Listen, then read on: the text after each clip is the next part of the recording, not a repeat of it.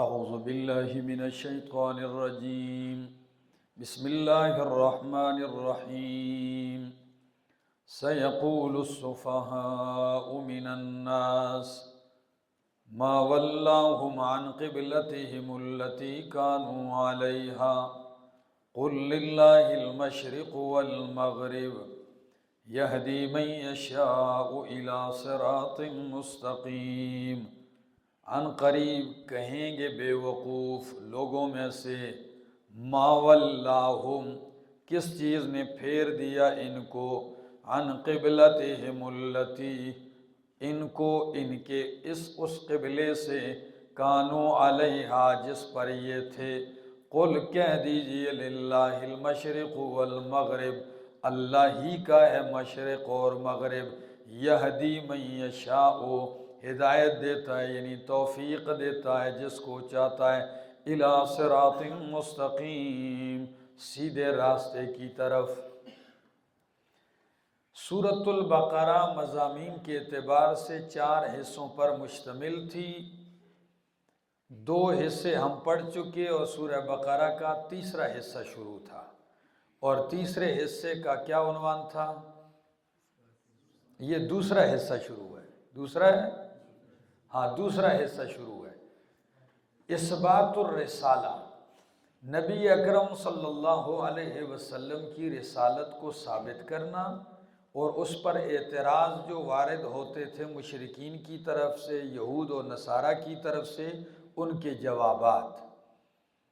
تو میں نے کہا 9 اعتراضات اور 9 شبہات رسالت پر مشرکین نے کیے، قرآن کریم نے ایک شبہ کا جواب دیا۔ ان میں ایک شبہ آج شروع ہوتا ہے، یہ 8واں شبہ ہے ان کا۔ یہ 8واں اعتراض اور 8واں شبہ ان کا یہ تھا کہ ہم آپ کے دین کو کس طرح تسلیم کر لیں، آپ خود ہی اپنے دین میں پریشان اور مضطرب ہیں۔ کبھی آپ ایک جہت کو قبلہ بناتے ہیں تو کچھ عرصے کے بعد اس کو چھوڑ کے دوسری جانب قبلہ بناتے ہیں، کل کیا پتہ ہے آپ اس کو بھی چھوڑ کے کسی تیسری جانب منہ کریں۔ تو آپ خود کسی جگہ ٹھہراؤ نہیں آپ کے دین میں۔ اس کا جواب دیا، اور جواب کا پہلا انداز یہ تھا کہ تم کون ہوتے ہو اعتراض کرنے والے، ہم تابعدار ہیں اس مالک کائنات کی مرضی اور حکم کے، مشرق بھی اس کا، مغرب بھی اس کا، شمال اور جنوب بھی اس کا۔ وہ جس طرف کا حکم کرے گا ہم اسی طرف کیا کریں گے؟ منہ کریں گے، رخ کریں گے۔ اس میں اعتراض کی کیا وجہ ہے؟ باقی قبلے کی تبدیلی، اس میں حکمتیں، تو حکمتیں اس میں کئی ہیں۔ ایک حکمت ان میں سے یہ ہے تاکہ متبع پیغمبر غیر متبع پیغمبر ظاہر ہو جائیں، پتہ چل جائے کون پیغمبر کا تابعدار ہے اور کون جو ہے وہ پیغمبر پہ اعتراض کرتا ہے، تابعداری نہیں کرتا۔ دوسری حکمت، تاکہ مومنوں کو بھی پتہ چل جائے کہ اہل کتاب باوجود علم کے اس قبلے کا ان کو پہلے سے پتہ تھا کہ آخری نبی ذو قبلتین ہوں گے، پھر بھی ان کا اعتراض کرنا یہ اس بات کی دلیل ہے کہ یہ ایمان لانے والے، تمہارے دل میں ان کے ایمان کی طمع باقی نہیں رہنی چاہیے۔ تیسری حکمت، تاکہ تم پر کسی کی حجت باقی نہ رہے۔ نمبر 4، تاکہ میں تم پر اپنی نعمت پوری کر دوں۔ تو اعتراض اور جواب اور اس کی حکمتیں سمجھ میں آئیں۔ تحویل قبلہ کے بارے میں کچھ وضاحت سنو۔ نبی اکرم صلی اللہ علیہ وسلم کو مدینہ منورہ میں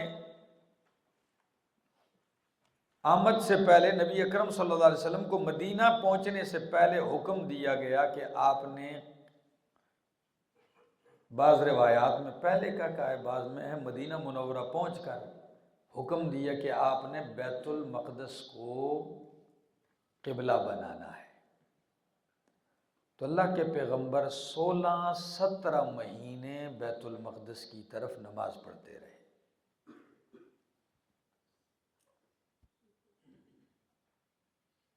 پھر وہ دن آیا کہ تحویل قبلہ کا حکم آیا۔ نبی علیہ السلام کو دوران نماز حکم دیا گیا کہ آپ اپنا رخ کس طرف پھیر دیں؟ بیت المقدس سے بیت اللہ کی طرف پھیر دیں۔ آپ حج عمرے پہ جاتے ہیں، مدینہ منورہ پہنچتے ہیں، وہاں ایک مسجد ہے، اس کا نام ہے مسجد قبلتین۔ وہ مسجد قبلتین اسی لیے کہتے ہیں کہ اس مسجد میں نماز کے دوران کیا ہوا تھا؟ قبلہ تبدیل ہوا تھا۔ جیسے یہ میں محراب میں بیٹھا ہوں، اس طرف ایک قبلہ ہے اور اس کے بالکل مد مقابل دروازے کی طرف دوسرا قبلہ ہے۔ یہ ایسے نہیں تھا کہ کھڑے ایسے پھر جانا، ٹھیک ہے نا؟ پہلے ہمارے ذہن میں آتا تھا کہ بھئی نماز میں صرف کیا کرنا ہے؟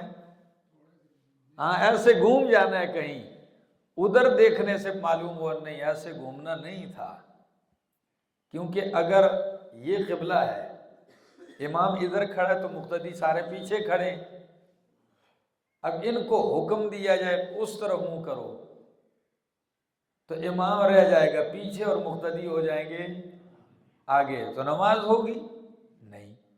یہ کیا تھا؟ امام پھر کے گیا آگے اور مقتدی پھرے اس طرف، ہاں اپنی جگہ پر پھرے اور امام پھر کے کدھر گیا؟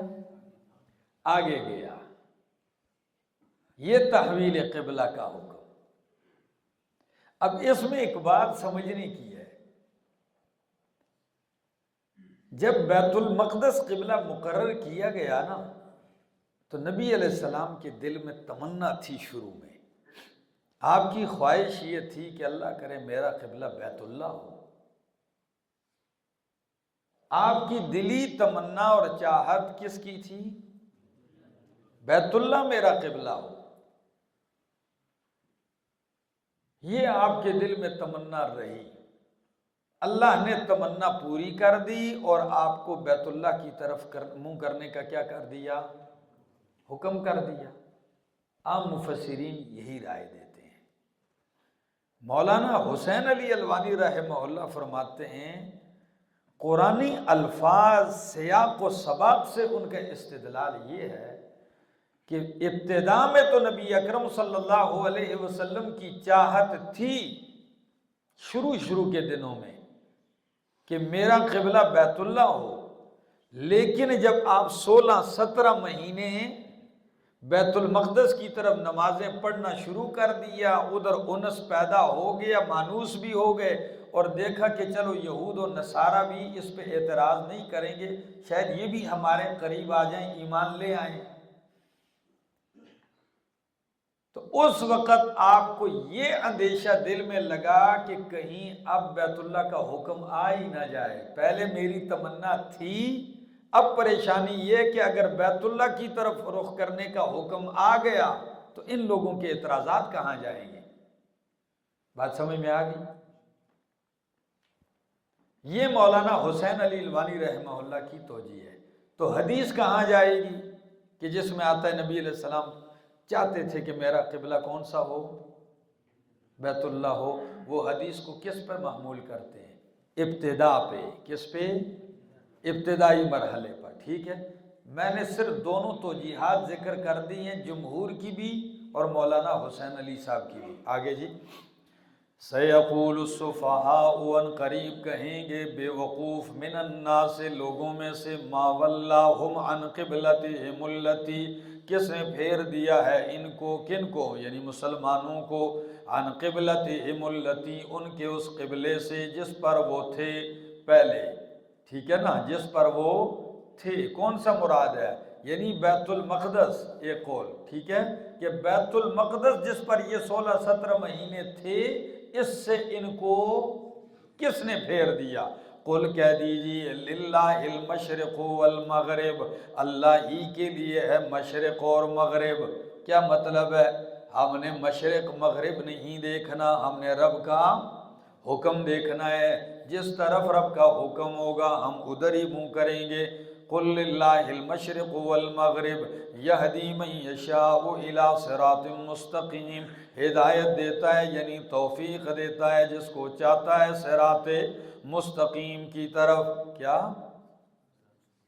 ہاں، یہ یشاء کا فاعل تو میں نے اللہ بنایا ہے۔ کیا بنایا؟ تو معنی یہ ہے اللہ توفیق ہدایت دیتا ہے، من یشاء جس کو اللہ چاہتا ہے سیدھے راستے کی طرف۔ یا دوسرا معنی یشاء کا فاعل بندہ ہو۔ اب معنی کرو، یہ بھی خاص نکتہ ہے، یشاء کا فاعل کون ہو؟ تو معنی یہ یہدی من یشاء، اللہ ہدایت دیتا ہے اس کو جو چاہتا ہے صراط مستقیم کو۔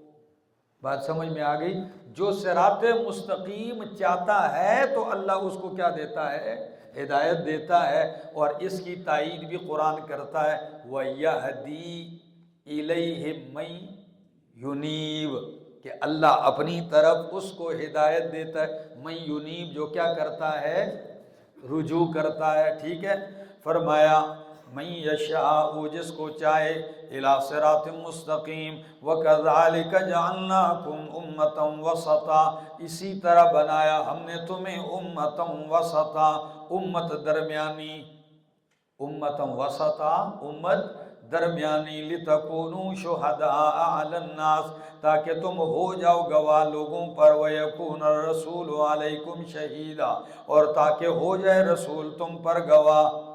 اب میری طرف دیکھو، كَذَلِكَ جَعَلْنَاكُمْ، عام مفسرین فرماتے ہیں یہ کذالک کاف تشبیہ کا ہے، یعنی کذالک اے کما ہدیناکم کذالک جعلناکم امتا وسطا، جس طرح میں نے تمہیں ہدایت دی اسی طرح ہدایت کے بعد میں نے تم کو معتدل عدل والی امت بنایا۔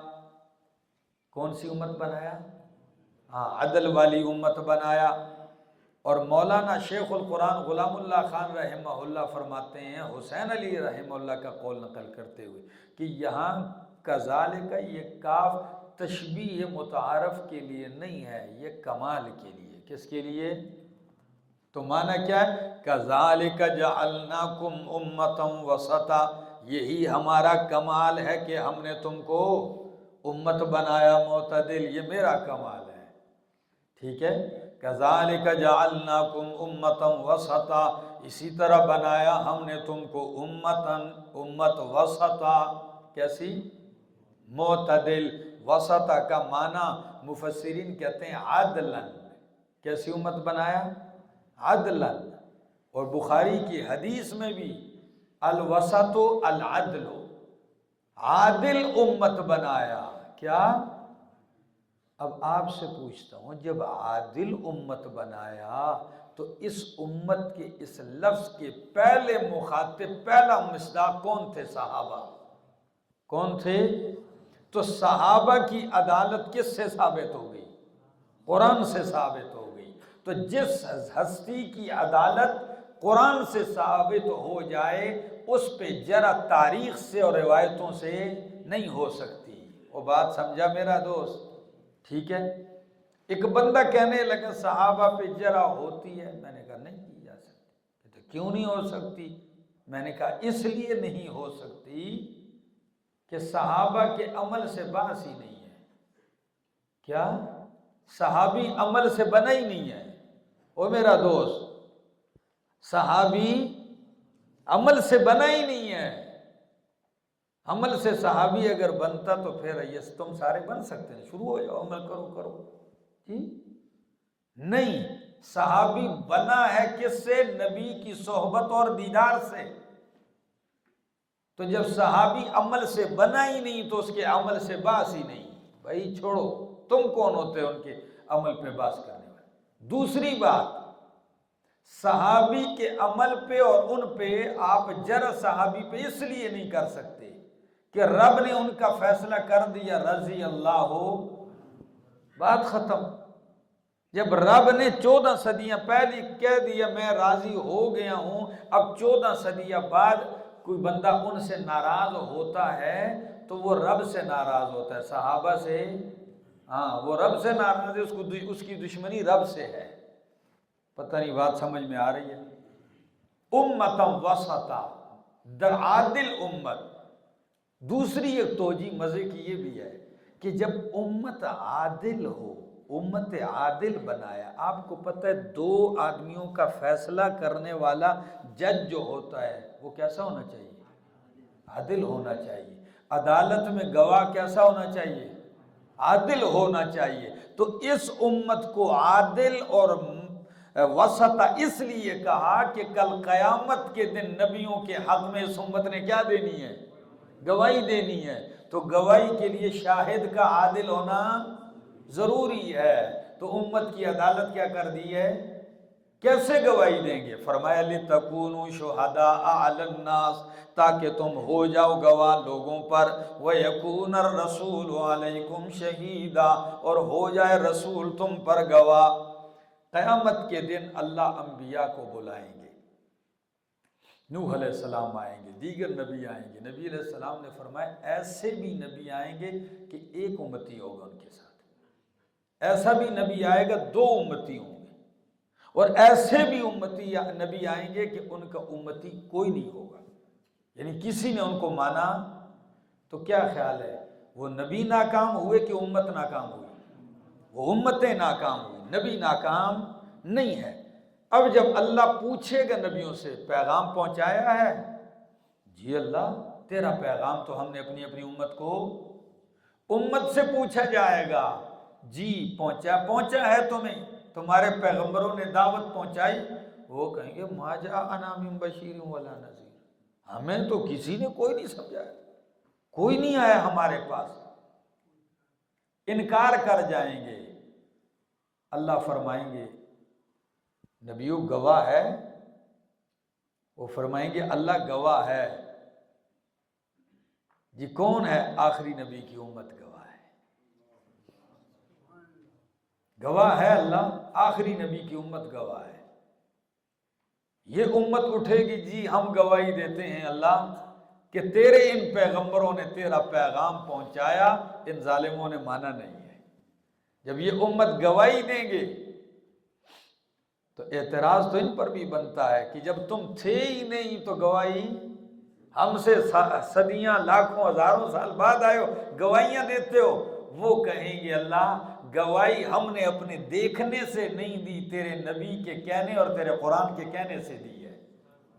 اتنا اعتماد ہمیں اپنے دیکھنے پر نہیں جتنا تیرے قرآن اور تیرے نبی کے فرمان پر ہے، تو ہم نے گواہی اس لیے۔ تو نبی علیہ السلام کہیں گے اللہ میں گواہی دیتا ہوں میری امت ٹھیک کہتی ہے۔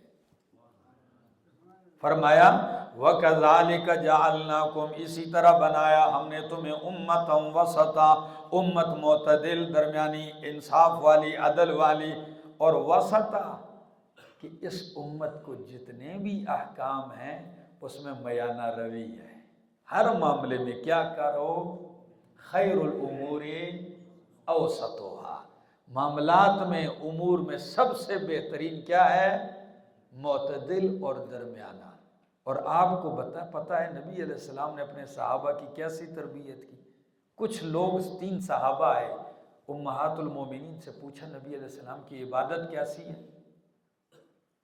نے کہا سوتے بھی ہیں، آرام بھی کرتے ہیں، اتنی بیویاں بھی ہیں۔ یہ وہ جانے لگے، انہوں نے تھوڑا سمجھا آپ کی عبادت کو، کیا سمجھا؟ اور تھوڑا سمجھتے ہوئے یہ لفظ کہا کہ جی نبی علیہ السلام تو ہے ہی معصوم، جنت تو ہے ہی ان کے لیے بنی ہے انتظار میں، تو ان کو زیادہ کرنے کی ضرورت نہیں، لیکن ہمیں تو عمل کیا کرنا ہے؟ ہمیں تو زیادہ۔ تو ایک نے کہا اللہ کی قسم میں شادی نہیں کروں گا، دوسرے نے کہا اللہ کی قسم میں ساری زندگی روزہ رکھوں گا، کوئی دن کھوجے کا نہیں ہوگا، روزہ ہی روزہ، ہر دن روزہ رکھوں گا۔ اور تیسرے نے کیا کہا؟ میں رات کو سوں گا ہی نہیں، ساری رات عبادت کروں گا۔ نبی علیہ السلام کو خبر پہنچی، بلایا ان کو، ادھر آؤ۔ اب آپ سے پوچھتا ہوں، درمیانہ، معتدل، متوسط اور میانہ روی کا کیا عجیب مظاہرہ ہے۔ فرمایا ادھر آؤ، تم میں سے کون میری طرح ہو سکتا ہے؟ میں تم سے زیادہ رب کی عبادت کرنے والا اور رب سے ڈرنے والا ہوں۔ میں سوتا بھی ہوں، میں عبادت بھی کرتا ہوں، میں شادیاں بھی کرتا ہوں، میں روزہ بھی رکھتا ہوں، میں افطار بھی کرتا ہوں۔ اتباع میری کرو، اپنی طرف سے حد سے تجاوز کی اجازت؟ تو سچ بتاؤ، صحابی ہیں، پیغمبر کی عبادت کو دیکھ کر روزہ زیادہ رکھنا چاہ رہے ہیں، ٹھیک ہے، اس کو اجازت نہیں، لیکن بدعتی کو اجازت ہے کہ وہ اضافے ٹوٹ کے جوڑتا رہے۔ بولو، منع کر دیا ہے۔ یہ دلیل ہے کہ پیغمبر نے فرمایا عبادت میں بھی حد شریعت سے تجاوز نہیں کرنی، ٹھیک ہے جی۔ فرمایا کذالک جعلناکم امۃ وسطا لتکونوا شہداء علی الناس ویکون الرسول علیکم شہیدا وما جعلنا القبلۃ التی کنت علیہا، نہیں بنایا ہم نے اس قبلے کو جس پر تو تھا، الا لنعلم، مگر یہ کہ ہم جان لے، من یتبع الرسول، کون اتباع کرتا ہے رسول کی، ممن ینقلب علی عقبیہ، اس سے ینقلب جو پھرتا ہے علی عقبیہ اپنی ایڑیوں کے بل۔ حکمت، قبلہ کیوں چینج کروایا؟ فرمایا اس لیے تاکہ لنعلم، لغوی معنی ہے تاکہ ہم جان لیں۔ تو کیا اللہ جانتے نہیں ہیں؟ اللہ جانتے ہیں۔ یہاں لنعلم کا معنی ہے لنظہر، کیا معنی کرو؟ تاکہ ہم ظاہر کر دیں۔ اللہ کو تو پہلے سے پتا تھا، تاکہ لوگوں پر بھی عیاں ہو جائے کون اتباع پیغمبر کرتا ہے اور کون ایڑیوں کے بل پھرتا ہے، ٹھیک ہو گیا۔ فرمایا لنعلم، تاکہ ہم ظاہر کر دیں، من یتبع الرسول، کون اتباع کرتا ہے رسول کی، ممن ینقلب علی عقبیہ، اس سے جو پھرتا ہے اپنی ایڑیوں کے بل، وَإِن كَانَتْ لَكَبِيرَةً إِلَّا عَلَى الَّذِينَ هَدَى اللَّهُ، اگرچہ یہ اتباع پیغمبر، ایک توجیہ، یہ شیخ القرآن کی توجیہ ہے، اگرچہ یہ پیغمبر کی اتباع جس کا ابھی ذکر ہوا، کون اتباع کرتا ہے؟ اعتراض نہیں کرتا، اتباع کرتا ہے، اور کون ایڑی کے بل پھرتا ہے۔ فرمائے اگرچہ یہ اتباع سنت بہت بھاری ہے، مگر جن لوگوں کو اللہ نے ہدایت یعنی توفیق دی ہو، ان کے لیے پیغمبر کی اتباع کوئی گراں اور مشکل بات ہے۔ وہ یہ نہیں دیکھتے غمی ہے یا خوشی ہے، ہاں معاشرہ کیا کہتا ہے، برادری کیا کہتی ہے، وہ ان کو وہ پرواہ، ان کو اللہ توفیق دیتا ہے۔ دوسری توجیہ عام مفسرین وہ یہ کرتے ہیں، وہ کہتے ہیں وَإِن كَانَتْ، اگرچہ یہ تحویل قبلہ 17 مہینے بیت المقدس بننا، پھر بیت المقدس سے بیت اللہ کی طرف قبلے کا پھرنا، یہ معاملہ کوئی اتنا آسان نہیں ہے، اگرچہ یہ بہت گراں ہے، مگر علی الذین ھدی اللہ، جن کو اللہ نے ہدایت دی ان پہ کوئی مشکل نہیں، گراں نہیں۔ وما کان اللہ لیضیع ایمانکم، قبلے کا تبدیل ہونا اتنا بڑا مشکل مرحلہ تھا کہ بس سارا دن یہی بات چلتی تھی، یہی گلی کوچوں میں اعتراض، کیا یہودی کیا عیسائی، بس۔ تو قرآن نے اس مسئلے میں اتنی تاکیدات لگائی ہیں، اتنی حد ہی کر دی ہے۔ ذرا دیکھیے، انہوں نے اعتراض کیا، ٹھیک ہے جی قبلہ تو آپ نے بدل دیا ہے، بیت اللہ بنا لیا ہے، یہ 16-17 مہینے جو نمازیں پڑھی یہ کتنے جا سو،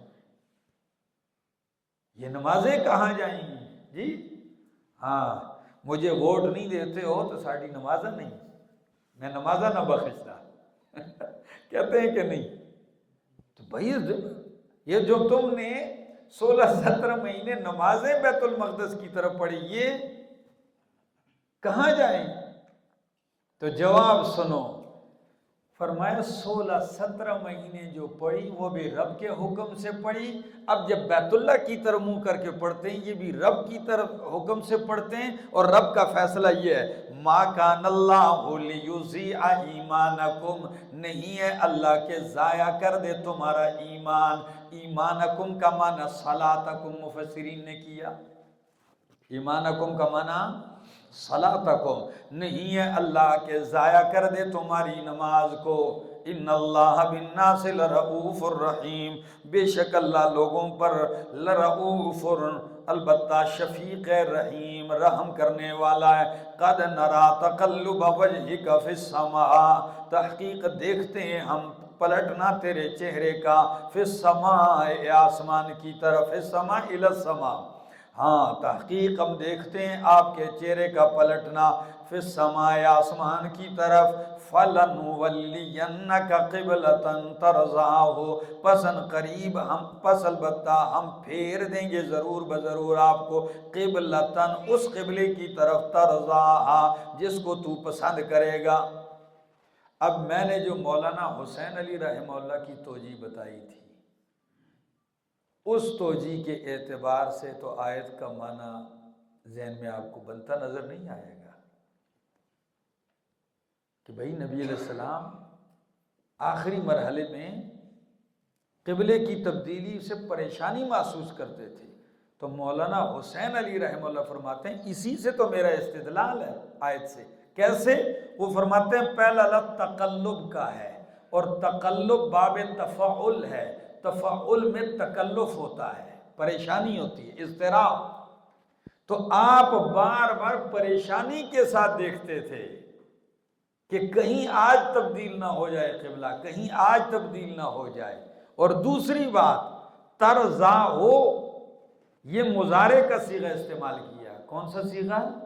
ہاں اگر پہلے ہی سے ایسے اب بھی پسند، تو مانا تو یہ تھا کہ ہم پھیر دیں گے تجھے اس قبلے کی طرف، رضیتا، رضی جس کو تو پسند کرتا تھا.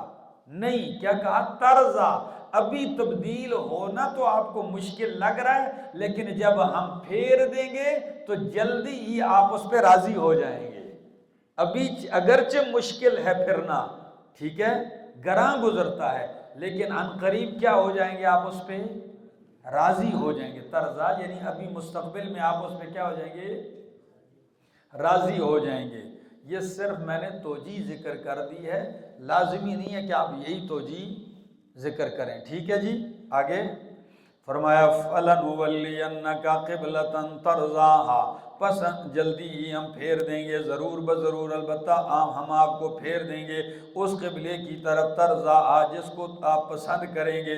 فَوَلِّ وَجْهَكَ، پس پھیر اپنے چہرے کو، شطر المسجد الحرام، مسجد حرام کی طرف، پھیر اپنے چہرے کو کس کی طرف؟ مسجد حرام کی طرف.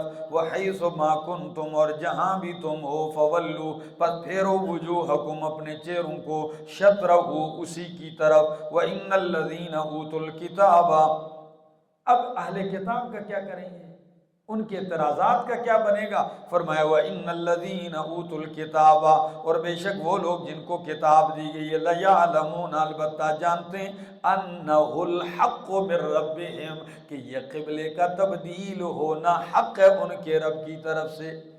یہ ان کی کتابوں میں لکھا ہوا تھا کہ آخری پیغمبر ذو قبلتین ہوں گے. کیا ہوں گے؟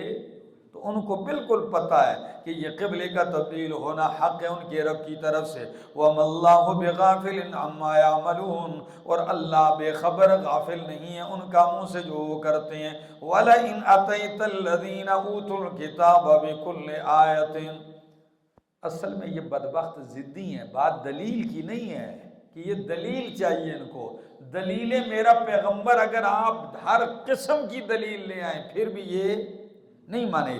وَلَئِنْ أَتَيْتَ الَّذِينَ، اور اگر میرا پیغمبر تو لے آئے ان لوگوں کے پاس جن کو کتاب دی گئی ہے، بکل آیتن، ہر قسم کی دلیل، ما تبعوا قبلتک، تو وہ نہیں تابعداری کریں گے تیرے قبلے کی، وما انت بتابع قبلتہم، اور نہ ہی تو تابعداری کرنے والا ہے ان کے قبلے کی، وما بعضهم بتابع قبلۃ بعض، اور نہ ہی ان کے بعض کے قبلے کی تابعداری کرنے والے ہیں۔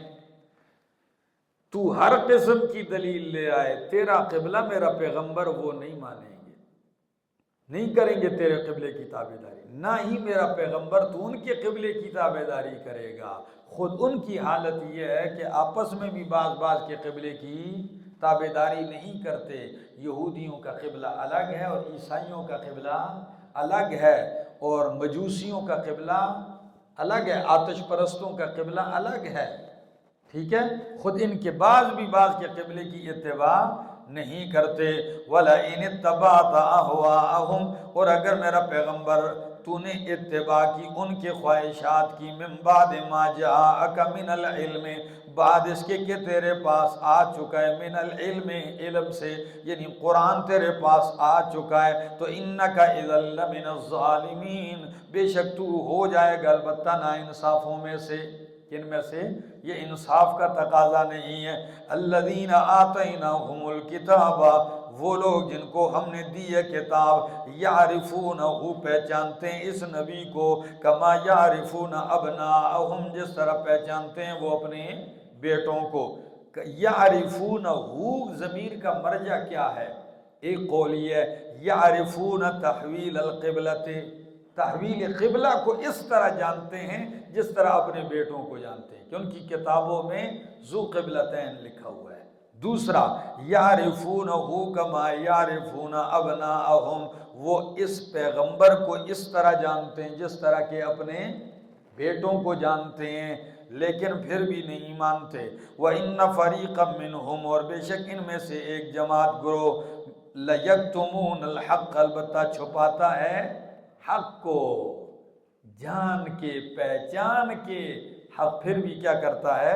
وَهُمْ يَعْلَمُونَ، اور وہ جانتے ہیں، الحق من ربک، حق ثابت ہو چکا ہے تیرے رب کی طرف سے، فلا تکونن من الممترین، پس تو نہ ہو شک کرنے والوں میں سے۔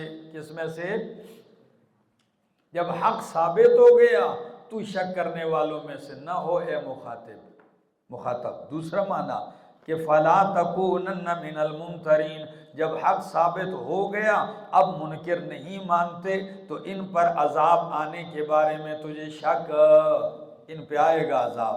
وَلِكُلٍّ وِجْهَةٌ هُوَ مُوَلِّيهَا، ہر ایک کے لیے، لِكُلٍّ وِجْهَةٌ، مفسرین نے لکھا ہے لِكُلِّ أُمَّةٍ وِجْهَةٌ اے قبلۃ، لِكُلِّ أُمَّةٍ وِجْهَةٌ اے قبلۃ، ہر ایک جماعت امت کے لیے ایک قبلہ ہے، هُوَ مُوَلِّيهَا، وہ اس کی طرف رخ کرنے والا ہے، فَاسْتَبِقُوا الْخَيْرَاتِ، پس آگے بڑھو نیکی کے کاموں میں، بس پیغمبر کی اتباع کرو، چھوڑو باقی باتوں کو۔ اَيْنَمَا تَكُونُوا يَأْتِ بِكُمُ اللَّهُ جَمِيعًا، تم جہاں کہیں بھی ہو، يَأْتِ بِكُمُ اللَّهُ جَمِيعًا، اللہ تمہیں لائے گا اکٹھا، اللہ اکٹھا کر کے تمہیں لائے گا۔ ہاں، کہ کس طرح لائے گا؟ ہم مٹی میں مٹی ہو جائیں گے، سمندر میں غرق ہو گیا، ریزہ ہو گیا، آگ میں جل گیا، راکھ بن گیا، کیسے؟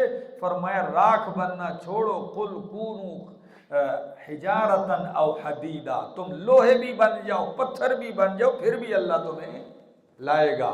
یأتی بکم اللہ جمیعا، کیسے لائے گا؟ ان اللہ علی کل شیء قدیر، بے شک اللہ ہر چیز پر قادر ہے، بولو ہر چیز پر قادر ہے، جب قادر ہے تو تمہیں اکٹھا کر کے لانے پر بھی قادر ہے۔ وَمِنْ حَيْثُ خَرَجْتَ فَوَلِّ وَجْهَكَ، یہ بار بار آتا ہے پھیرو پھیرو، بعض مفسرین کہتے ہیں تاکید کے لیے، یہ تکرار کس کے لیے؟ مفسرین کا دوسرا طبقہ کہتا ہے تکرار تاکید ہی کے لیے نہیں ہے، بلکہ زمانے بھی مختلف ہیں، مکان بھی مختلف ہیں، زمانے بھی، تو فرمایا تم حرم میں ہو تب بھی منہ کرو، تم دور ہو تب بھی کرو، تم سفر میں ہو تب بھی منہ کرو، تم حضر میں ہو تب بھی کیا کرو، منہ قبلے ہی کی طرف کرو۔ فرمایا وَمِنْ حَيْثُ خَرَجْتَ، اور جہاں سے بھی تو نکلے، یعنی سفر میں ہو کہیں بھی ہو، فَوَلِّ وَجْهَكَ شَطْرَ الْمَسْجِدِ الْحَرَامِ، پس پھر اپنے چہرے کو مسجد حرام کی طرف، وَإِنَّهُ لَلْحَقُّ مِنْ رَبِّكَ، اور بے شک البتہ یہ قرآن یا یہ تحویل قبلہ البتہ حق ہے تیرے رب کی طرف سے، وَمَا اللَّهُ، نہیں ہے اللہ بغافل غافل عما تعملون، ان کاموں سے جو تم کرتے ہو۔ وَمِنْ حَيْثُ خَرَجْتَ، اور جہاں سے بھی تو نکلے، فَوَلِّ وَجْهَكَ شَطْرَ الْمَسْجِدِ الْحَرَامِ، پس پھر اپنے چہرے کو مسجد حرام کی طرف، وَحَيْثُ مَا كُنْتُمْ، جمع کا صیغہ، نبی کو بھی خطاب، امت ساری کو بھی خطاب، جہاں سے بھی تم نکلو یا جہاں بھی تم ہو، فَوَلُّوا، پس پھیرو اپنے چہروں کو، شطرہ، کس کی طرف، مسجد حرام کی طرف، کیوں؟ لِأَلَّا يَكُونَ لِلنَّاسِ عَلَيْكُمْ حُجَّةٌ، تاکہ نہ رہے لوگوں کے لیے تم پر کوئی حجت، لوگوں کے لیے تم پر کوئی حجت، اعتراض نہ رہے۔ تو کیا اعتراض ہوگا؟ اعتراض ہوگا تم قبلے کی طرف منہ نہیں کرو گے، اور اسی بیت المقدس پہ اگر تم رہو گے تو پھر بھی اعتراض کریں گے یہ وہ نبی نہیں ہے جو ہماری کتابوں میں ذکر تھا۔ یہ کیوں نہیں ہے؟ ہماری کتابوں میں تو لکھا ہوا تھا آخری نبی کتنے قبلوں والا ہوگا، اور یہ تو ایک قبلے والا ہے۔ تو ان بدبختوں نے اعتراض کسی صورت میں چھوڑنا نہیں ہے۔ بات سمجھ میں آ گئی؟ آج بھی لوگوں کے اعتراضات چھوڑو، یہ دیکھو کتاب و سنت کی روشنی میں ٹھیک چل رہے ہو، لوگ جو مرضی یہ کہیں، عرفی تمہیں اندیش ز غوغائے رقیباں، آواز سگاں کم نہ کند رزق گدارا۔ فرمایا کتوں کے بھونکنے سے فقیر کی روزی میں فرق، لوگ جو مرضی یہ کہتے رہیں، لوگ چھوڑتے ہیں۔ لوگوں کی بات کرو تو وہ تو بندہ جا رہا تھا، ٹھیک ہے، گدھا بھی ساتھ تھا اور بیوی بھی تھی، ٹھیک ہے نا، تو اس نے گدھے اوپر سوار تھا، بیوی نے رسی پکڑی ہوئی تھی، لوگوں نے کہا کیسا دلہ آدمی ہے، خود گدھے پہ سوار ہے، بیوی پیدل چل رہی ہے، شرم نہیں آتی؟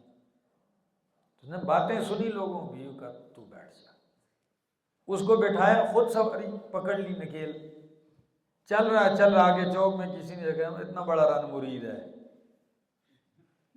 بیوی کو سر پہ بٹھایا اوپر اور خود پیدل چل رہا ہے۔ اچھا چلو دونوں بیٹھ جاتے ہیں۔ جب دونوں بیٹھ کے کہا، دونوں میاں بیوی بیٹھ کے، اگلے چوک میں لوگوں نے کہا ظالم ہے، دو بندے بیٹھ کے گدھے پر، بیڑا غرق کر دیا۔ کہا یار یہ کیا ہو گیا؟ جب تھوڑا سا آگے گئے دونوں اتر گئے، کہا جب دونوں گدھے کو ایسے ہی پکڑ کے لے جاتے ہیں۔ جب آگے انہوں نے کہا پاگل ہے، گدھے کے ہوتے ہوئے بھی پیدل جا رہے ہیں، دماغ نہیں ہے نا؟ آخر تنگ ہوا تو گدھے کو اٹھا لیا۔ میرے دوستو، لوگوں کے اعتراض تو کسی صورت میں آپ کی جان، بات یہ دیکھو کہ کتاب و سنت کے مطابق ٹھیک چل رہے ہو کہ نہیں۔ آگے فرمایا لے اللہ یکون للناس علیکم حجتون، تاکہ نہ رہے لوگوں کے لیے تمہارے اوپر کوئی حجت، بہانہ، اعتراض، دلیل، الا الذین، مگر وہ لوگ جنہوں نے ظلم کیا ان میں سے۔ ہاں، ظالم کا اعتراض کبھی ختم نہیں ہوگا، تم جو مرضی ہے کرو، ٹھیک ہے۔ فرمایا الا الذین، مگر وہ لوگ جنہوں نے ظلم کیا ان میں سے، فلا تخشوہم واخشونی، پس ان سے نہ ڈرو، مجھ ہی سے ڈرو، وَلِأُتِمَّ نِعْمَتِي عَلَيْكُمْ، اور تاکہ میں تم پر اپنی نعمت کو تمام کر دوں۔ یہ جو تم نے میں نے تمہیں حکم دیا اس لیے دیا کہ میں اپنی نعمت تم پر کیا کر دوں، پوری کر دوں، وَلَعَلَّكُمْ تَهْتَدُونَ، اور تاکہ تم راہ پاؤ، ہدایت پاؤ، كَمَا أَرْسَلْنَا فِيكُمْ رَسُولًا، جس طرح کہ میں نے تم میں رسول بھیجا۔ فرمایا تاکہ قبلے والی نعمت بھی تم پر پوری کر دوں بیت اللہ کی، جس طرح کہ میں نے امام الانبیاء بھیج کر یہ نعمت پوری کر دی۔ سمجھ آ گئی؟ فرمایا کما ارسلنا فیکم، جس طرح کہ ہم نے بھیجا تمہارے اندر رسولاً، رسول، منکم، تم ہی میں سے، تنوین تعظیم کی ہے، کس کی ہے؟ جیسا کہ بھیجا ہم نے تمہارے اندر شان والا رسول، منکم، تم ہی میں سے، جنوں میں سے، فرشتوں میں سے نہیں ہے، منکم تم ہی میں سے ہے، یعنی بشر ہے، انسان ہے، یتلو علیکم آیاتنا پڑھتا ہے تم پر ہماری آیتیں، ویزکیکم اور تمہیں پاک کرتا ہے، ویعلمکم الکتاب والحکمت اور تمہیں تعلیم دیتا ہے کتاب کی، والحکمت اور سنت کی، ویعلمکم ما لم تکونوا اور تمہیں سکھاتا ہے ما وہ کچھ لم تکونوا تعلمون جو تم نہیں جانتے تھے، جس کا تمہیں علم نہیں تھا وہ تمہیں بتا رہا ہے۔ فاذکرونی اذکرکم پس مجھے یاد کرو میں تمہیں یاد کروں گا، واشکرونی ولا تکفرون میرا شکر ادا کرو، ولا تکفرون میری ناشکری نہ کرو، تم مجھے یاد کرو میں تمہیں یاد کروں گا۔ کیسے؟ فاذکرونی اذکرکم اے فاذکرونی بالطاعت والعبادت، اطاعت اور عبادت کے ذریعے تم مجھے یاد کرو، اذکرکم بالثواب والمغفرت میں تمہیں ثواب بدلہ دوں گا اور بخش دوں گا، بخشش میں تمہیں یاد رکھوں گا، ٹھیک ہے جی۔ فاذکرونی اذکرکم تم مجھے یاد کرو میں تمہیں یاد کروں گا۔ اور مفسرین نے اتنی باتیں لکھی ہیں کہ فاذکرونی فی الرخاء اذکرکم فی الشدائد، راحت میں تم مجھے یاد کرو، تکلیف میں میں تمہیں یاد کروں گا، کیونکہ راحت اور خوشی میں عموماً لوگ اللہ کو بھول جاتے ہیں، تو راحت اور خوشی میں تم مجھے یاد کرو، تکلیفوں میں میں تمہیں یاد کروں گا۔ بعض مفسرین نے لکھا ہے فاذکرونی بالدعاء دعا کے ذریعے تم مجھے یاد کرو، اذکرکم بالعطاء عطا میں تمہیں یاد کروں گا، تم دعا نہ چھوڑنا میں عطا نہیں چھوڑوں گا، نہیں سمجھا؟ فاذکرونی اذکرکم، اور حدیث میں نہیں آتا کہ اللہ فرماتے میرا بندہ اگر تو مجھے دل میں یاد کرتا ہے تو میں تجھے اپنے دل میں یاد کرتا ہوں، ٹھیک ہے نا؟ تو فرمایا فاذکرونی اذکرکم واشکروا لی ولا تکفرون میرا شکر ادا کرو، میری نافرمانی نہ کرو، ناشکری نہ کرو۔ یا ایھا الذین آمنوا اے ایمان والو، استعینوا بالصبر والصلاۃ مدد چاہو صبر کے ذریعے نماز کے ذریعے، کیا مطلب؟ میری مدد حاصل کرو صبر کے ساتھ، والصلاۃ نماز کے ساتھ۔ اعتراضات کی بوچھاڑ ہوگی تم پر، دو کام تھام لو، صبر اور نماز کا دامن نہ چھوڑنا، ٹھیک ہے؟ اب صبر کا ایک معنی تین قسمیں، صبر کی کتنی قسمیں ہیں؟ ایک ہے الصبر علی الطاعہ، الصبر علی الطاعۃ نیکی پہ جم جانا، ڈٹ جانا، دنیا جو مرضی یہ کرے تم نیکی سے ادھر ادھر نہ ہو، یہ بھی صبر ہے۔ دوسری قسم ہے الصبر علی المصیبہ، مصیبت پہ صبر کر جانا، حوصلہ نہ ہارنا، تکلیف پہ کیا کر جانا؟ صبر کر جانا۔ تیسری قسم ہے الصبر عن المعصیہ، گناہ سے رک جانا، اپنے آپ کو روک لینا، یہ بھی صبر ہے۔ کیا خیال ہے؟ صبر نہیں ہے؟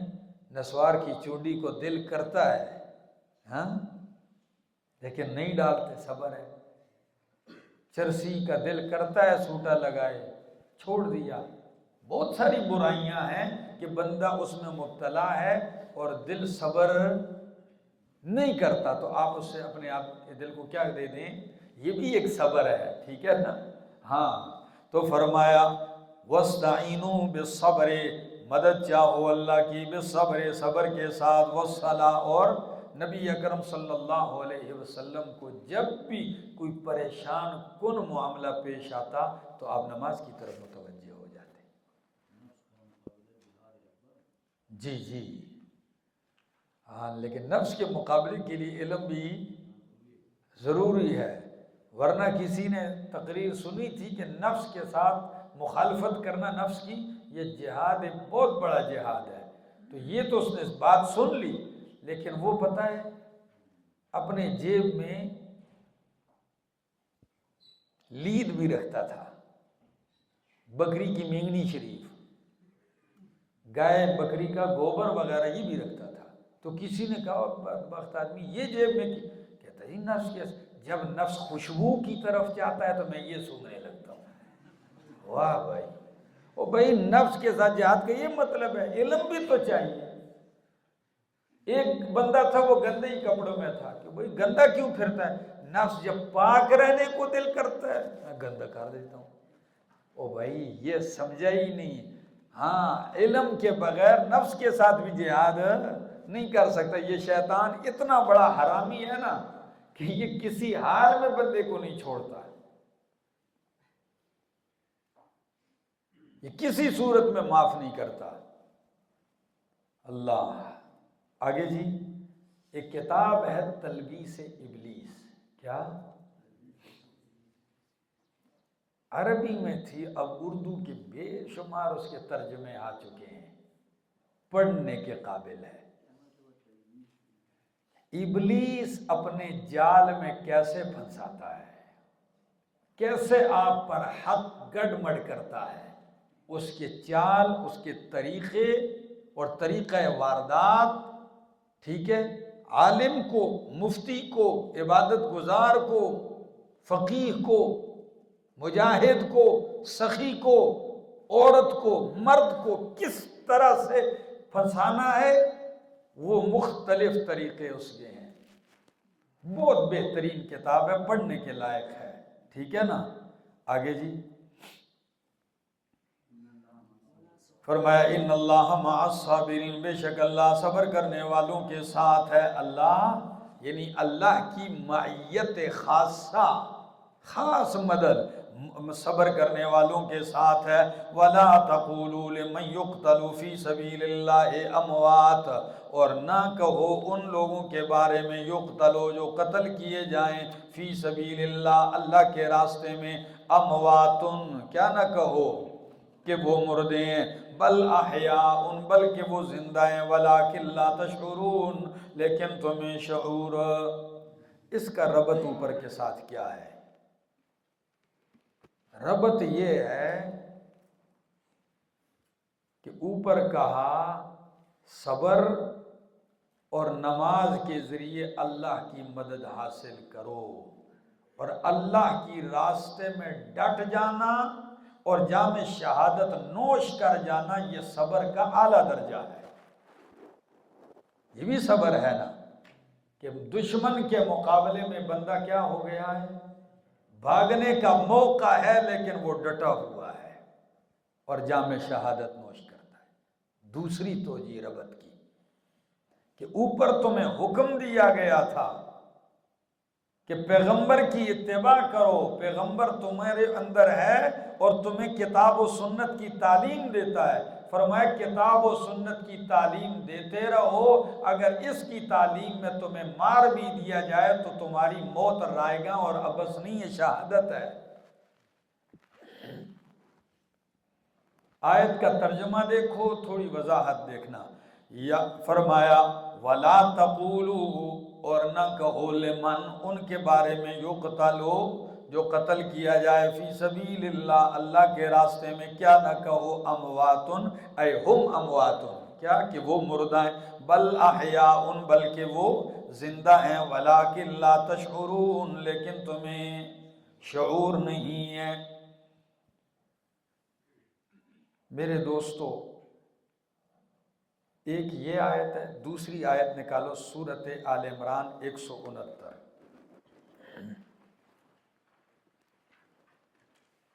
سورہ آل عمران آیت نمبر 169۔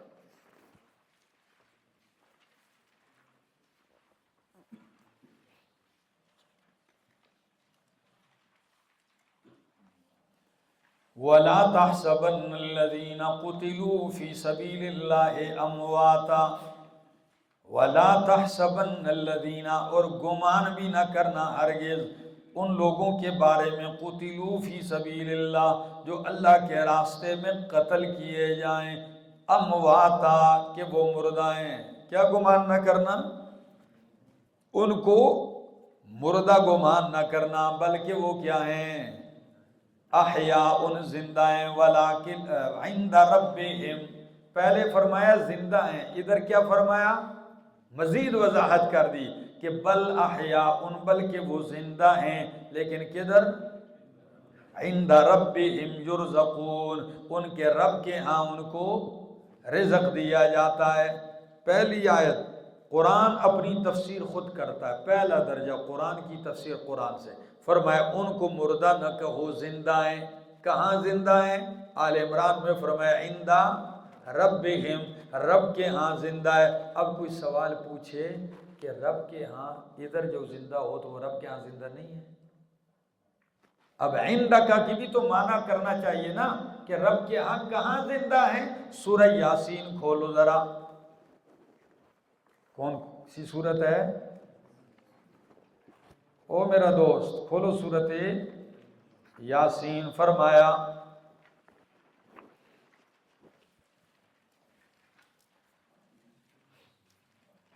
وَجَاءَ مِنْ أَقْصَى الْمَدِينَةِ رَجُلٌ يَسْعَىٰ، شہر کے پرلے کنارے سے آدمی دوڑتا ہوا آیا اور آ کے نبیوں کی تائید میں بول پڑا اتبعوا من لا يسألكم اجرا وهم مهتدون، ان کی بات مانو جو تم سے اجرت بھی نہیں مانگتے اور ہے بھی ہدایت یافتہ۔ کیا ہو گیا مجھے؟ لا اعبد الذی، کہ میں ان کی بندگی نہ کروں اس ذات کی جس نے مجھے پیدا کیا اور اسی کی طرف تم لوٹائے جاؤ گے۔ اتخذ، کیا میں بناؤں اللہ کے سوا اور الہ، ان یردنی الرحمن بضر، اگر رحمان مجھے پہنچانا چاہے تکلیف تو لا تغنی عنی شفاعتہم شیئا، مجھے کوئی فائدہ نہیں دے سکتی ان کی سفارش، ولا ینقذون، اور نہ وہ بچا سکتے ہیں مجھے، انی اذا لفی ضلال مبین، بے شک اس وقت میں کھلی گمراہی میں ہو جاؤں گا۔ لوگوں سن لو، انی آمنت بربکم، بے شک میں ایمان لے آیا ہوں تمہارے رب پر، فاسمعون، سن لو۔ تو جب یہ کہا لوگوں نے اس کو مار دیا۔ کیا کر دیا؟ اس کا نام کیا تھا اس شخص کا؟ حبیب، ہاں نجار کیوں کہتے ہیں؟ ترکھان کا کام کرتا تھا، ٹھیک ہے؟ تو ترکھان تھا، آیا نبیوں کی تائید کی، جیسے ہی تائید کی انہوں نے قتل کر دیا۔ ادھر قتل ہوا، ادھر قرآن کہتا ہے قیل ادخل الجنہ، قیل ادخل تو عند ربہم زندہ ہیں شہید، کدھر؟ قیل ادخل الجنہ، تو کدھر زندہ ہیں؟ جنت میں زندہ ہے۔ اب ذرا آگے بھی پڑھو، فرمایا قال یا لیت قومی، کاش کہ میری قوم جانتی کہ میرے رب نے میری مغفرت کر دی اور مجھے معززین میں داخل کر دیا۔ تو مجھے بتاؤ یہ گفتگو اس نے کدھر کی؟ جنت میں کی۔ ادھر تو لوگوں کے پاؤں کے نیچے روندا گیا۔ امام بیضاوی اسی آیت کے نیچے لکھتے ہیں جو آپ نے پڑھی ہے سورۃ بقرہ کی،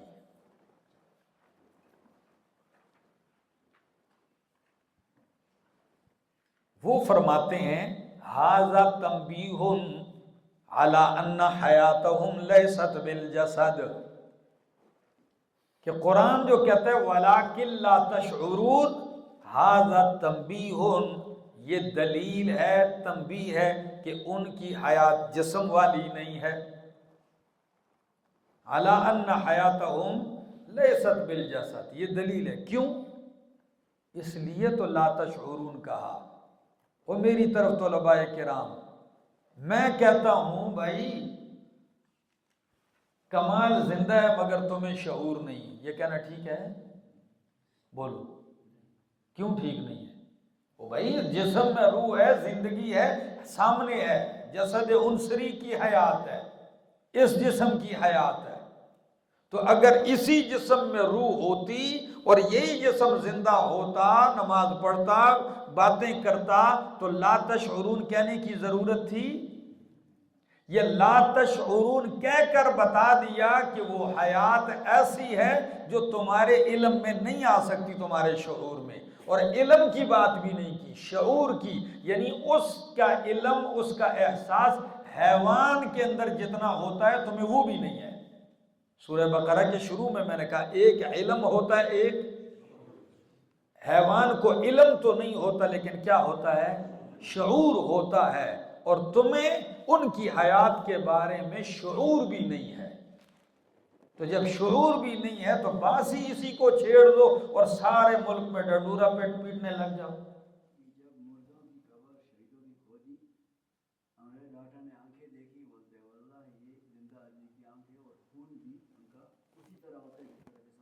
ایک منٹ ذرا میری بات سنیے گا، ٹھیک ہے جی؟ اس کی طرف آتا ہوں، پہلے قرآن کا مسئلہ حل کر لیں آیت کا، ٹھیک ہے؟ وَلَٰكِن لَا تَشْعُرُونَ، تمہیں شعور نہیں ان کی حیات کا۔ اب ذرا دیکھیے اس کی تفسیر حدیث سے، قرآن کی تفسیر قرآن سے کی پہلا درجہ، اب قرآن کی تفسیر حدیث سے سنو۔ صحیح مسلم کی حدیث سنو ذرا، نبی اکرم صلی اللہ تعالی علیہ وسلم، صحیح مسلم کتاب الامارت، باب ہے بیان ان ارواح الشہداء فی الجنت وانہم احیاء عند ربہم یرزقون، یہ باب امام مسلم نے باندھا ہے۔ اس کے ذیل میں حدیث لکھتے ہیں، کہتے ہیں عبداللہ ابن مسعود رضی اللہ تعالیٰ عنہ سے کسی نے پوچھا تھا، کس سے؟ کہ جی کس طرح زندہ ہیں؟ قرآن کہتا ہے ان کو مردہ نہ کہو، ہم نے جنازے بھی پڑھ دیے۔ قرآن کہتا ہے مردہ نہ کہو، بیوی نے دوسرا نکاح بھی کر لیا۔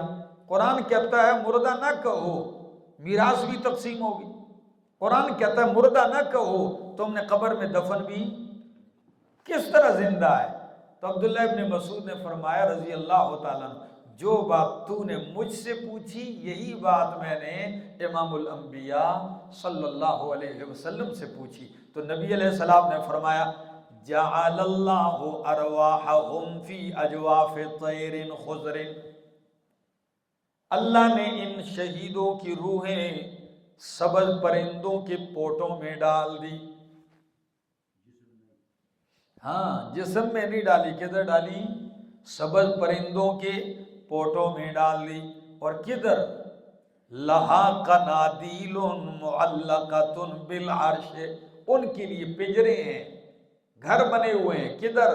عرش کے نیچے۔ ان کی روحیں سبز پرندوں میں عرش کے نیچے ہیں۔ اچھا اور کیسے؟ تسرع من الجنت حیث شاءت، جہاں چاہتی ہیں وہ روحیں جنت میں پھرتی ہیں، اور پھر کیا کرتی ہیں؟ ثم تأوی الی تلک القنادیل، پھر رات کو ٹھکانہ کدھر کرتی ہیں؟ آ کے پھرتی ہیں، واپس آتی ہیں انہی پنجروں کی طرف۔ فاطلع الیہم ربہم اطلاعۃ، تو ان کا رب ان پہ مطلع ہوتا ہے، کیا کہتا ہے؟ متوجہ ہوتا ہے اللہ ان کی طرف۔ رب متوجہ ہوا شہیدوں کی روحوں کی طرف، اور کیا کہا؟ فرمایا هل تشتہون شیئا، کیا تم کچھ چاہتے ہو؟ هل تشتہون شیئا، کیا تم کچھ طلب کرتے ہو، چاہیے تمہیں کہ میں دے دوں؟ وہ کہیں گے ای شیء نشتہی، ہم کون سی چیز چاہیں؟ وَنَحْنُ نَسْرَعُ مِنَ الْجَنَّةِ حَيْثُ شِئْنَا، ہم جنت میں جدھر چاہتے ہیں گھومتے ہیں، اور کیا مانگے؟ فَفَعَلَ ذَلِكَ بِهِمْ 3 مرات، 3 دفعہ اللہ کہے گا نہیں مانگو۔ وہ کہیں گے اللہ ہم جنت میں جہاں چاہتے ہیں گھومتے ہیں، کیا مانگے؟ اللہ کہیں گے نہیں مانگنا پڑے گا۔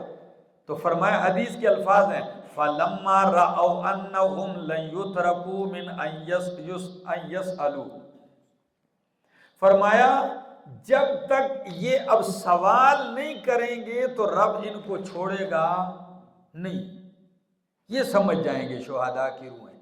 تو وہ کہیں گے اللہ اگر ہماری بات ماننی ہے تو ایک ہی مطالبہ ہے۔ 3 دفعہ مالک نے پوچھا، اور 4تھی مرتبہ وہ کیا کہہ رہے ہیں؟ اللہ ایک مطالبہ ہے، وہ کیا ہے؟ نریدو، ہم چاہتے ہیں ان ترد ارواحنا فی اجسادنا، کہ اللہ ہماری روحوں کو ہمارے جسموں میں دوبارہ لوٹا دے۔ کیوں؟ حتی نقتل فی سبیلک مرۃ اخری، تاکہ تیرے راستے میں دوبارہ شہید ہو جائیں۔ جو مزہ شہادت میں ہے وہ یہاں بھی نہیں۔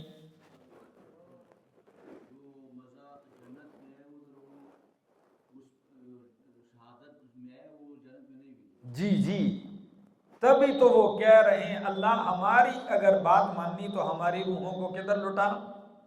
جسموں میں لٹا، تاکہ ہم تیرے راستے میں کیا ہو جائیں؟ دوبارہ شہید ہو جائیں، جام شہادت نوش کر لیں۔ اللہ فرمائیں گے یہ میرا قانون، کوئی اور مطالبہ کرو تو منظور، یہ مطالبہ روح واپس جسم میں قیامت سے پہلے نہیں جائے گی، قیامت والے دن جائے گی۔ ٹھیک ہے جی، ایک دوسری وضاحت سن لو ذرا۔ شہدائے کرام کی حیات قرآنی آیات میں نے پڑھی، پھر اس پر نبی اکرم صلی اللہ علیہ وسلم کی تفسیر پیش کی۔ اب جب قرآن کی آیت خود وضاحت، صاحب قرآن کی وضاحت کے بعد اب اس کے خلاف کوئی اور تفسیر کرتا ہے تو اس تفسیر کے خلاف، پیغمبر کی تفسیر کے خلاف ان کی تفسیر مانی جا سکتی ہے؟ وہ کبھی تسلیم نہیں کی جائے گی۔ اب ذرا ایک لفظ میں کہنا چاہتا ہوں آپ کو، امام سرخسی رحمہ اللہ، امام سرخسی رحمہ اللہ اور امام کاسانی رحمہ اللہ، پہلے حوالہ سن لو امام سرخسی کا۔ یہ امام سرخسی کی کتاب ہے المبسوط۔ کیا؟ المبسوط۔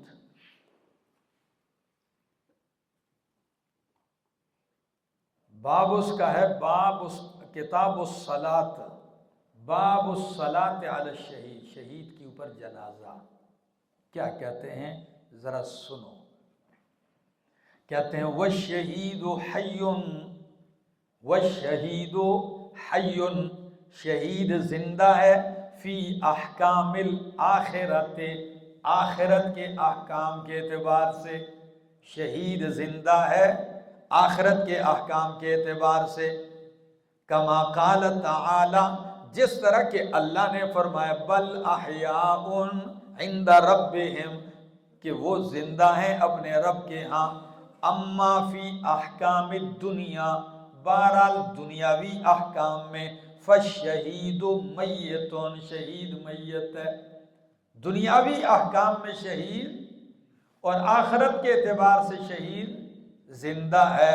کہتے ہیں دنیاوی احکام میں شہید میت ہے، تبھی تو یقسم میراثہ، اس کی میراث تقسیم کی جاتی ہے۔ وَتَتَزَوَّجُ امْرَأَتُهُ، اور اس کی بیوی دوسری شادی کر لیتی ہے، بعد انقضاء العدت، عدت کے بعد۔ دوسرا سوال بھی ہے کہ شہید پہ جنازہ پڑھا جاتا ہے کہ نہیں؟ تو زندوں پہ جنازہ ہوتا ہے؟ تو جواب دیتے ہیں امام سرخسی، کہتے ہیں وَفَرِيضَةُ الصَّلَاةِ عَلَيْهِ، شہید پر نماز جنازہ کا فریضہ ادا کرنا، من احکام الدنیا، یہ دنیاوی احکام ہیں۔ کون سے احکام ہیں؟ اور دنیاوی احکام کے اعتبار سے شہید کیا ہے؟ میت ہے، تب جنازہ پڑھا۔ زندہ کس اعتبار سے؟ آخرت کے اعتبار سے۔ تو فرمایا وَفَرِيضَةُ الصَّلَاةِ عَلَيْهِ مِنْ أَحْكَامِ الدُّنْيَا فَكَانَ فِيهِ مَيِّتًا يُصَلَّى عَلَيْهِ، تو دنیا کے اعتبار سے وہ میت ہے، اس لیے اس پہ جنازہ پڑھی جاتی ہے۔ اور بالکل بعین ہی یہ عبارت بدائع الصنائع، بدائع الصنائع امام کاسانی کی کتاب ہے۔ یہ دونوں حنفی ہیں، یہ دونوں کیا ہیں؟ حنفی امام ہیں۔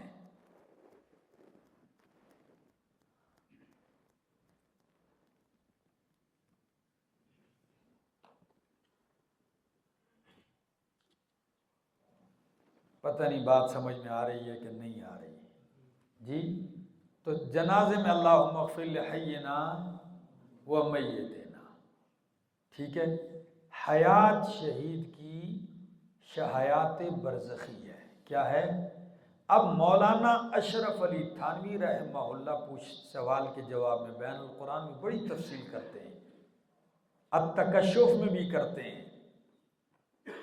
وہ کہتے ہیں کہ سوال کیا گیا کئی دفعہ کہ ہم نے شہداء کے جسموں کو دیکھا ہے، وہ گل سڑ بھی گئے ہیں، ایسے بھی شہداء ہیں، تو ان کے جسم گل سڑ گئے ہیں، تو کیا وہ شہید نہیں ہیں؟ ان کی شہادت میں ہم شک کریں یا پھر کوئی اور وجہ ہے؟ تو وہ جواب فرماتے ہیں کہ جسم کا صحیح سالم رہنا یہ صرف انبیاء کے بارے میں نص ہے. کیا فرماتے ہیں؟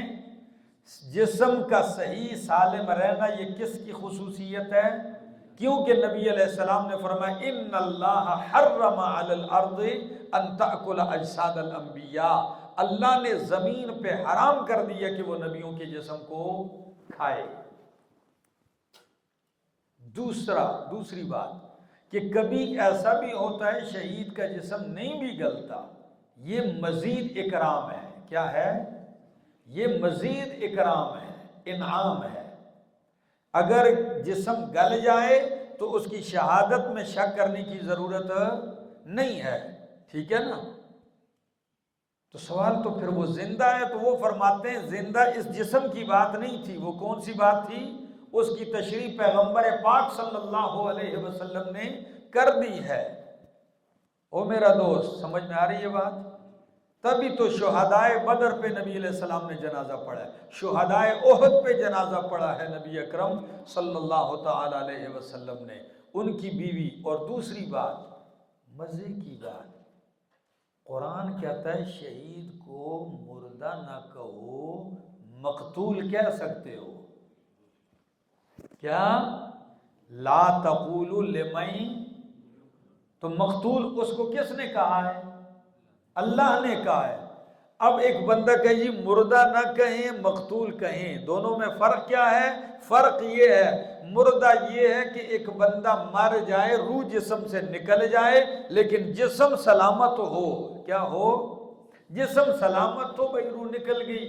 اور مقتول وہ ہے کہ روح بھی نکل گئی اور جسم بھی چھلنی ہے، جسم بھی ٹکڑے ہے. تو شہید کو ہم مردہ اگر نہیں کہیں گے تو کیا کہہ سکتے ہیں؟ ہاں. اور مردہ نہ کہنا، امام خازن رحمہ اللہ نے اس کی توجیہ کی ہے کہ اے کسائر الاموات، مردہ ہے عام مردوں کی طرح مردہ نہیں. امام خازن کی عبارت لکھو، لا تقولوا لمن يقتل فی سبیل اللہ اموات، اے کسائر الاموات، عام مردوں کی طرح مردہ اس کو، ہاں، اس لیے کہ وہ ایک شان والی زندگی جی رہا ہے.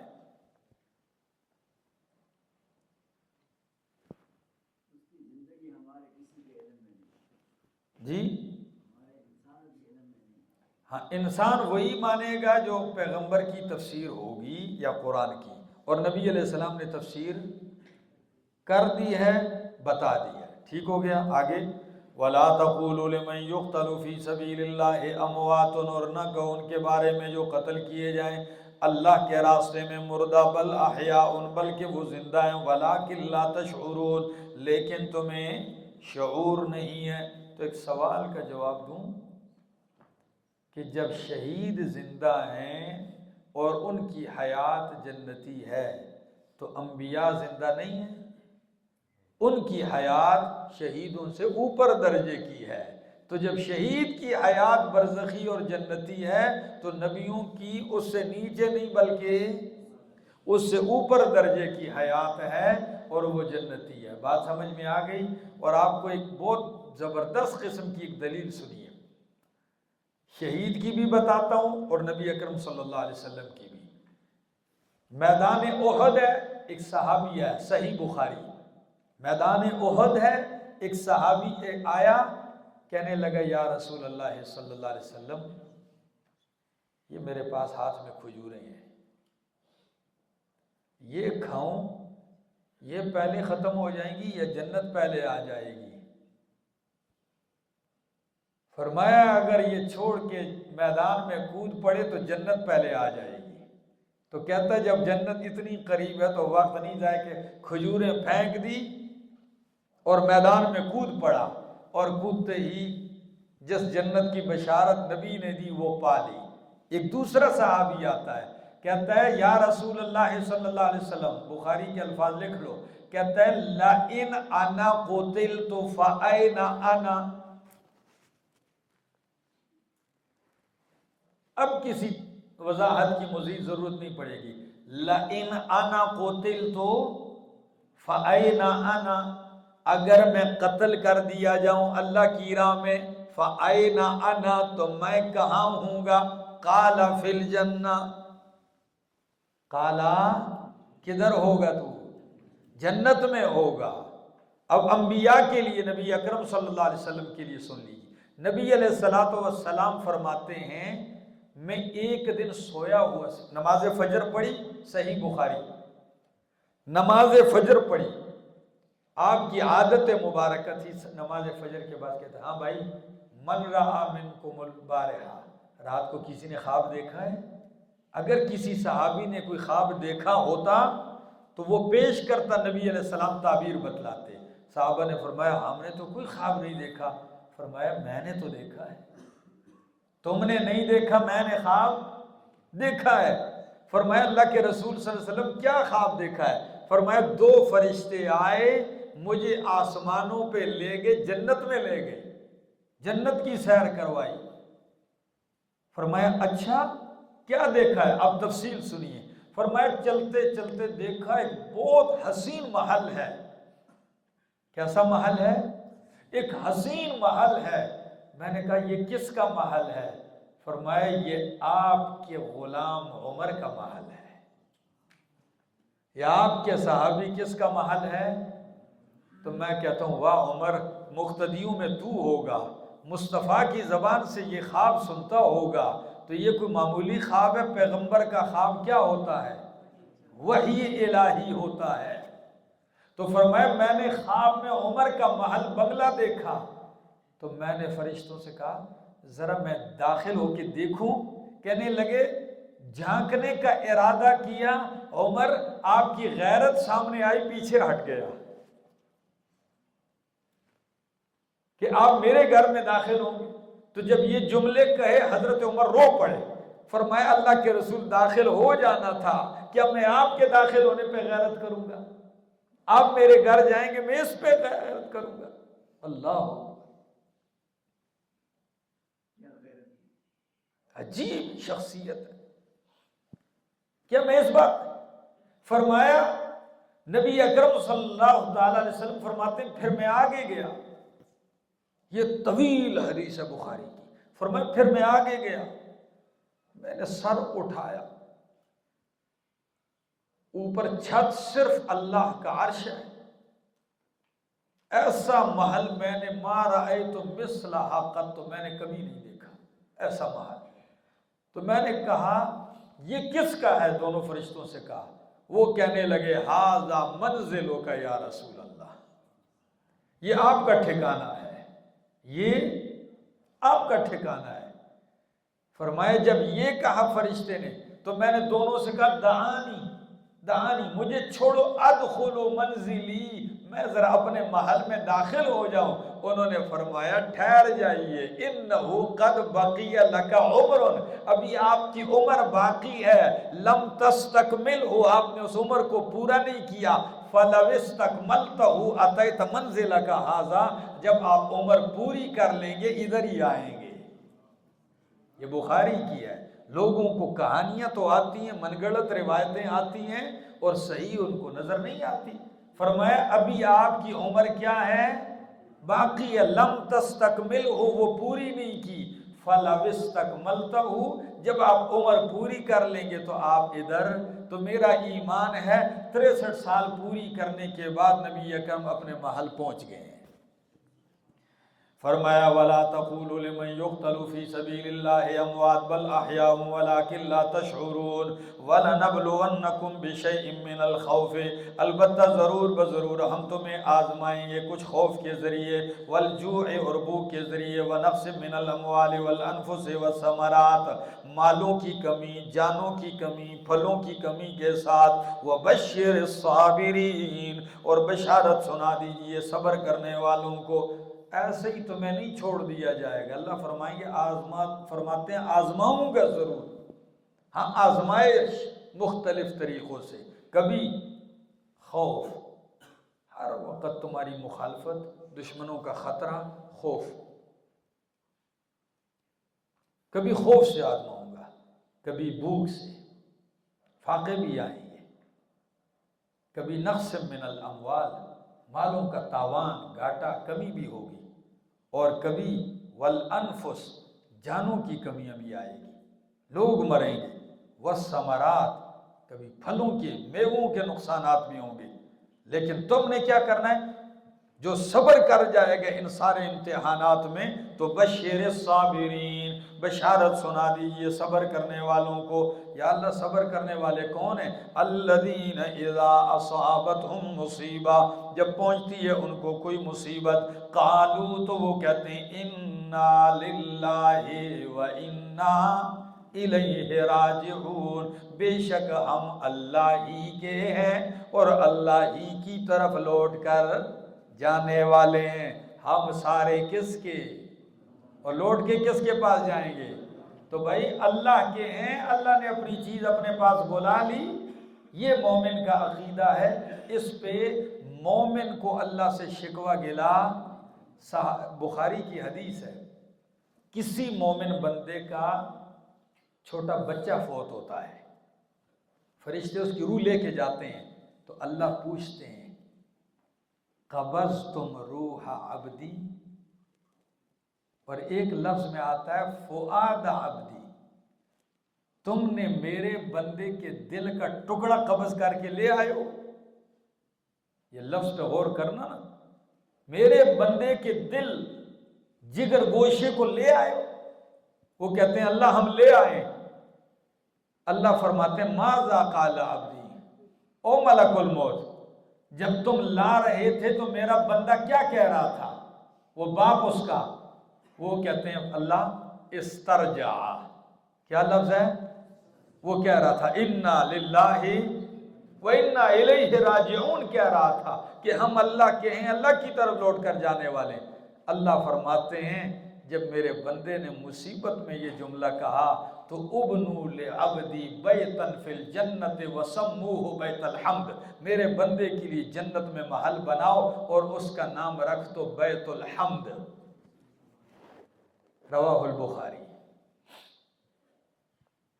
تو جو صبر کر جائیں ان کو بشارت سنا دیجئے، جو کہتے ہیں انا للہ و انا الیہ راجعون، تو جو یہ صبر کرنے والے ہیں، قرآن کہتا ہے اولئک، یہی لوگ ہیں، علیہم ان کے اوپر، صلوات آفرین ہے، شاباش ہے، من ربہم ان کے رب کی طرف سے، ورحمت اور رحمتیں ہیں، اور یہی لوگ ہدایت پانے والے۔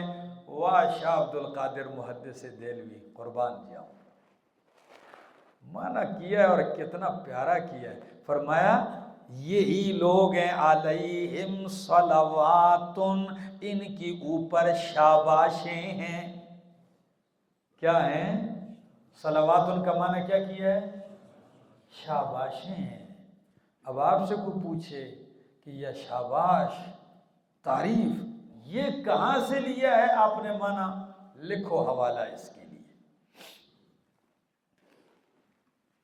امام زجاج، ان کی کتاب ہے تفسیر معانی القرآن، امام زجاج معانی القرآن، وہ کہتے ہیں وَالصَّلَاةُ مِنَ اللَّهِ عَزَّ وَجَلَّ،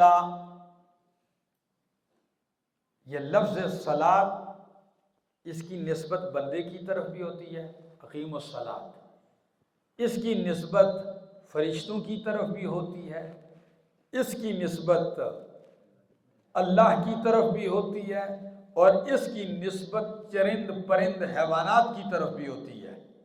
کل قد علم صلاتہ و تسبیحہ. لفظ کیا ہے؟ ہم ہے کہ ہو ہے ضمیر؟ ہاں تسبیحہ ہے نا. کل قد علم صلاتہ، یعنی جتنے بھی چرند پرند سب نے رب کی صلات بھی پہچان لی، تسبیح بھی پہچان لی. میں صرف ایک توجہ، جب اس کی نسبت لفظ صلات کی اللہ کی طرف ہو تو اس کا معنی کیا ہوتا ہے؟ امام زجاج معنی بتلاتے ہیں، کہتے ہیں وَالصَّلَاةُ مِنَ اللَّهِ عَزَّ وَجَلَّ عَلَىٰ أَنْبِيَائِهِ وَعِبَادِهِ مَعْنَاهُ الرَّحْمَةُ لَهُمْ وَالثَّنَاءُ عَلَيْهِمْ. الرحمت علیہم، الرحمت لہم والثناء علیہم. رب رحمت کرے، رب ان کی تعریفیں کر جائے. تو تم جب کسی اچھے کام کی تعریف میں کہتے ہیں شاباش، کہتے ہو کہ نہیں؟ تو رب تعریف کر رہا ہے ان کی کہ جو ان مصیبتوں میں ڈٹ جائے. علیہم صلواتون، ان کی اوپر آفرین ہے، شاباشیں ہیں ان کے رب کی طرف سے، اور رحمتیں ہیں، مہربانیاں ہیں، اور یہی لوگ ہدایت پانے والے ہیں. وقفہ.